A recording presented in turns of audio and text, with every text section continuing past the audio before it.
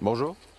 Petite espionne et petit espion, sans oublier les grands fans de Prime Video, que Jeff Bezos nous file son pognon. Il en a trop.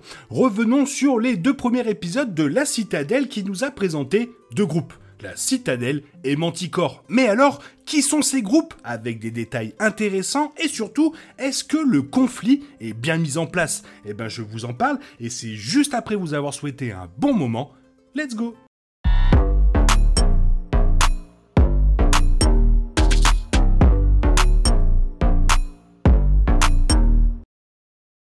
Après des années d'attente, les 2 premiers épisodes de La Citadelle sont enfin disponibles sur Prime Video.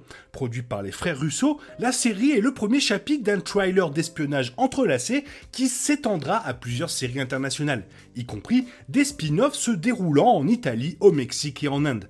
La série principale aux États-Unis a déjà été renouvelée avant le début de la première saison. On peut dire qu'Amazon Studios mise beaucoup d'argent sur l'intrigant projet des frères Russo. Malheureusement, les 2 premiers épisodes sont quelque peu décevants. En effet, alors que la série jette les bases sur lesquelles de nombreuses histoires peuvent être racontées, le conflit central entre la Citadelle et Manticore semble bien trop simpliste pour un trailer d'espionnage.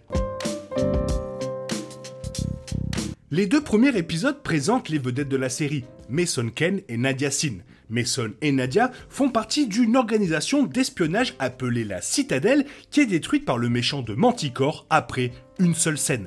Dans la scène d'ouverture, Mason et Nadia sont attaqués par des agents de Manticore s'échappant de justesse vivant. De plus, pour éviter que les secrets de la Citadelle ne tombent entre de mauvaises mains, le génie de la technologie de l'organisation, Bernard Orlik, active une puce spéciale implantée dans le cerveau des agents, effaçant tous leurs souvenirs.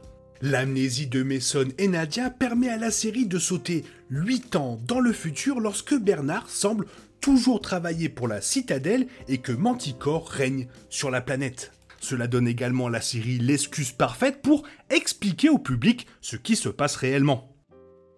Comme Bernard le dit à Mason et aux téléspectateurs, la Citadelle est un réseau créé pour contrer les actions potentiellement destructrices d'autres agences d'espionnage.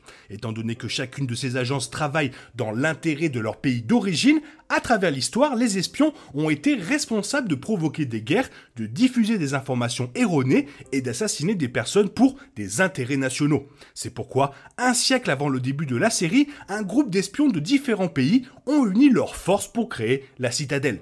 Une agence fidèle à aucune nation et uniquement intéressée par le plus grand bien et le maintien de la paix dans le monde. Comme le dit humblement Bernard, la Citadelle a contribué à façonner chaque événement pour de bon depuis sa création. Bref, la Citadelle est le héros incontestable de l'histoire, opposé uniquement à Manticore. Le premier épisode s'ouvre donc sur la scène du train, où Kane et Nadia travaillent ensemble pour récupérer de l'uranium enrichi. Un échange affectueux entre l'ancien couple les voit parler plusieurs langues différentes en succession rapide, en commençant par l'italien avant de passer au mandarin, à l'allemand et à l'espagnol.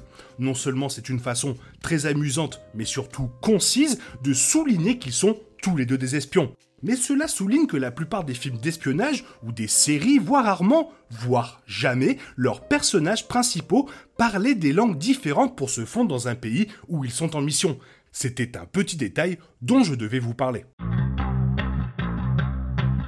Semblable à la Citadelle, Manticore est également un réseau d'espionnage secret qui ne sert aucune nation en particulier. Cependant, Manticore a été créé par un groupe de 8 familles riches pour servir leur quête égoïste de pouvoir. Venant des États-Unis, du Brésil, du Mexique, de Chine, de Corée du Sud, d'Italie, d'Allemagne et de France, ces familles ont utilisé leurs vastes ressources pour engager une armée d'espions qui suit à la lettre leur ordre impitoyable. Manticore est apparu 8 ans avant les événements principaux de la série, lorsqu'un mystérieux espion de la Citadelle a vendu l'organisation. En conséquence, Manticore a pris le contrôle du monde, contrôlant toutes les agences d'espionnage nationales depuis l'ombre. Et au cours des 8 années qui se sont écoulées depuis que Mason et Nadia ont perdu la mémoire, Manticore a financé des attentats terroristes dans le monde entier, tuant des milliers d'innocents. Leur première grande action a été d'assassiner des agents de la Citadelle du monde entier à la fois, Nadia et Kane étant les principales cibles en tant que meilleurs agents du groupe. Gregor montre également à Nadia son tatouage Manticore qui ressemble à une collection de 6666. Cependant, le tatouage a vraiment la forme d'une queue de manticore. Dans la mythologie, la manticore est une créature à tête d'homme, au corps de lion et à queue de scorpion. Bon, il y a plusieurs interprétations. Grégor explique à Nadia dans la scène que la citadelle elle-même est un mythe et un mensonge. Manticore est donc la vérité. Grégor lui-même ne survit pas à l'ouverture explosive, mais il est peu probable que ce soit la dernière fois que le tatouage Manticore entre en jeu. Manticore a manifestement placé une grande confiance en Grégor pour l'envoyer après ses meilleurs espions, et même s'il a peut-être échoué, ce n'était pas par manque d'efforts. Vraisemblablement, même l'agent Manticore porte le tatouage à la fois comme marque de loyauté, mais aussi comme moyen de s'assurer que ceux qui essaient de quitter ou de trahir l'organisation sont faciles à traquer. Si Nadia et Mason veulent un moyen simple d'identifier si quelqu'un travaille pour Manticore, trouver ce tatouage sur leur bras est un moyen facile de vérifier. Et cela sera probablement important dans les épisodes qui vont arriver.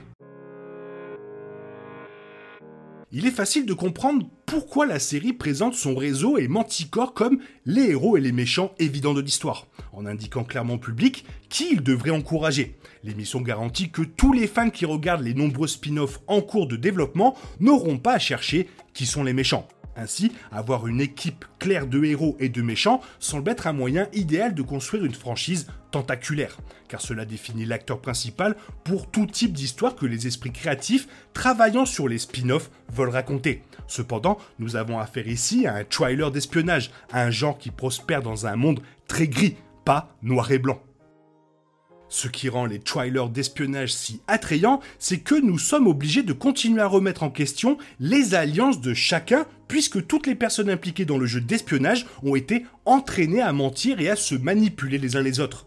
De plus, comme chaque agence d'espionnage doit protéger ses intérêts avant tout individu, les héros des trailers d'espionnage sont fréquemment bradés par leur propre équipe. Enfin, la géopolitique internationale étant si compliquée, les trailers d'espionnage montrent comment différentes personnes peuvent avoir leur propre idée de ce qu'il y a de mieux pour le monde, ce qui conduit généralement à des conflits éthiques et à des décisions moralement ambiguës. Tous ces éléments ne sont pas dus au hasard car ils font monter la paranoïa et le doute que nous devons garder engagés dans une histoire d'espionnage. Sans cela, un trailer d'espionnage n'est rien de plus qu'une histoire d'action avec des gadgets sympas.